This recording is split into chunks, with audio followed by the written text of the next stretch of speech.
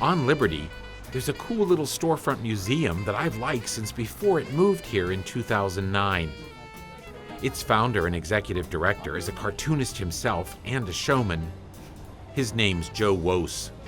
He'll do anything, even move a trash can, so people can get the best possible view of this place called the TOONSEUM, a museum with character. The TOONSEUM originally started as a small hallway in the Children's Museum of Pittsburgh, which we found very limiting for a lot of reasons. Cartoons for a very broad audience.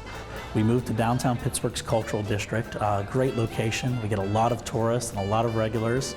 It's right in a bus stop, so we have people who stop in every day just to chat about cartoons. Well, I used to come down just visiting, and I was down so much eventually I figured I might as well just start helping out, and next thing you know I was a volunteer, and I've been down here ever since then. We do have a permanent collection that we actually rotate artwork from. I was at the Art Institute as a student, and I think it was around maybe 2006, 2007. And someone said, you should go down, there's a cartoon museum. I'm like, there's no cartoon museum. I'm like, yeah, it's right down the street. And we try and do a cross-reference of the history of comics and cartoons. So I came down like, whoa. So I met Joe, and we got to know each other for the last few years. Tonight we're part of the gallery crawl. The galleries around downtown stay open late, and we just encourage people to stay downtown or come downtown and check everything out and really see what we have downtown. So you'll have an exhibit of editorial cartoons from around the world one month, and then next month it might be your favorite superheroes. So it's constantly evolving and changing. I think it's really cool. I think it exposes people to a lot of artwork that they wouldn't necessarily consider art. You know, cartoons, comic strips, animated movies. Right now we're celebrating Pittsburgh as Gotham.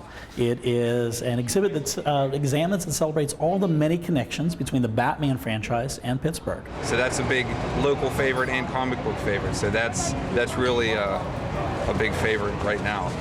You know, they filmed Dark Knight here in Pittsburgh, and Pittsburgh has been transformed. Pittsburgh is now Gotham. All of these pieces you're looking at are actually Chris Nolan's set notes. Okay. They came here, they decided to took pictures, and then he took a marker, or actually a crayon, and said, this is what I want the prison to look like, and actually wrote right over top of that. Gotcha. So yeah, Chris Nolan was actually here when they were filming. They filmed Batman directly in front of this TOONSEUM. Nice. Yeah, so you can actually see there's Chris Nolan, me, our board president Rob Rogers, and Jerry Robinson, the creator of the Joker and Robin. So. Wow. And it's also a favorite because I was an extra in the stadium scene, and you can see me for a split second during the big explosions. I'm in the exhibit actually. We got a picture, we got a little freeze frame and put me up in the exhibit. But even our current Care Bears exhibit surprised me when I got to go through their vault and pull out this artwork as I'm curating and going, wow, I had no idea this artwork was so beautiful and so intricate. So I think every exhibit we have, there's something memorable, something that just amazes and astounds me. I was drawing a cartoon. What is it? It was a Care Bear. It has been wonderful being in downtown Pittsburgh. We have people who visit us from around the world who come here just for the TOONSEUM, for our exhibits. It's remarkable. We've had people come from as far away as Spain to see our, when we did our Akira exhibit. They called us and said, I'm flying in from Spain, and we said, we're a very small museum, and they said, how much art do you have on the walls? And we said, 100 pieces. They said, I'm there to see the art.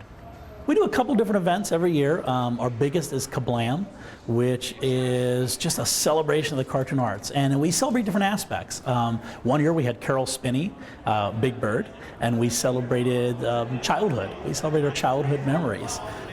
This year we had a surprise guest who just showed up out of nowhere.